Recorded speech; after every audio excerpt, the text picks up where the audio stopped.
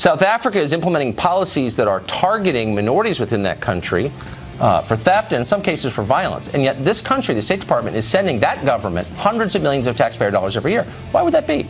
Mark Steyn joins us to discuss next.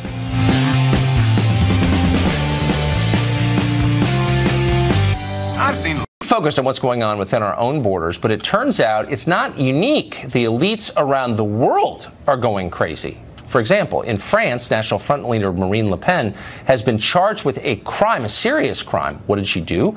Well, in 2015, she sent tweets that showed executions committed not by her, but by ISIS. And that's a crime somehow, okay? In South Africa, the parliament has begun amending the constitution to allow land owned by white South Africans to be confiscated by the government without compensation. The motion was brought by Julius Malema, a longtime gadfly and violent nutcase, who clarified that he does not support killing the entire white population right now. So why does this matter? Well, I don't know. It's wrong. But also, we give South Africa huge amounts of taxpayer money every year. Last year, we gave them more than $350 million in aid, obviously administered by the government, the ANC. Mark Steyn is an author, columnist, and world traveler, and he joins us now. So let's go very quickly in order now. Marine Le Pen. Right. I don't know that much about Marine Le Pen, but I think you're allowed to send out tweets of ISIS atrocities without being arrested, right? How is this happening?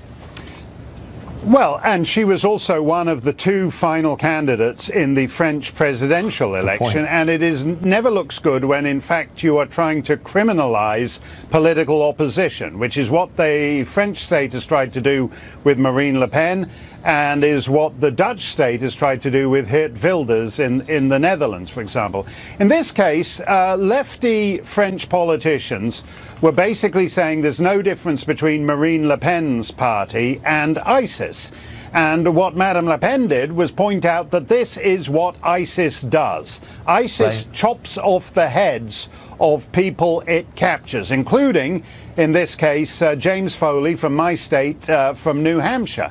And that's actually quite important because there is a decadence in our political discourse where Democrats, for example, frequently say, oh, these social conservatives are as bad as the Taliban. Well, no, we're not. Yeah, you know, there's one side that is burning homosexuals, throwing them off rooftops, decapitating people, killing them for listening to music. And on the other side, there are people you happen to disagree with in a Western multi-party system. And you devalue political discourse every time you compare Marine Le Pen to ISIS. So good for her for pointing out the difference. Good for her.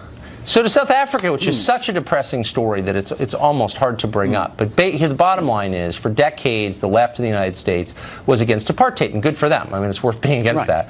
But they also were champions of the ANC, the African National Congress, which has been in power ever since '94, and they basically destroyed the country, and now they're attempting to turn it into Zimbabwe by crushing the minority in that country. So, okay, they're doing that. Why are we subsidizing it with U.S. taxpayer dollars?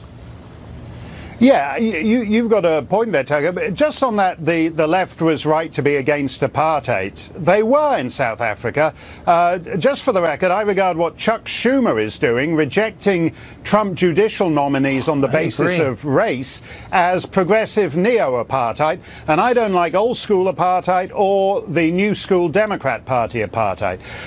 What's happening in South Africa? In 1980, Robert Mugabe was told, you don't have to make the same mistakes as the first generation of independent African nations like Tanzania and Ghana 15 years earlier. He went ahead and made them supersized, especially with regard to white farmers. 15 years later, the ANC was told, you don't have to make the same mistakes that Robert Mugabe made in Zimbabwe. Now they're actually doing it all over again, with the difference being this.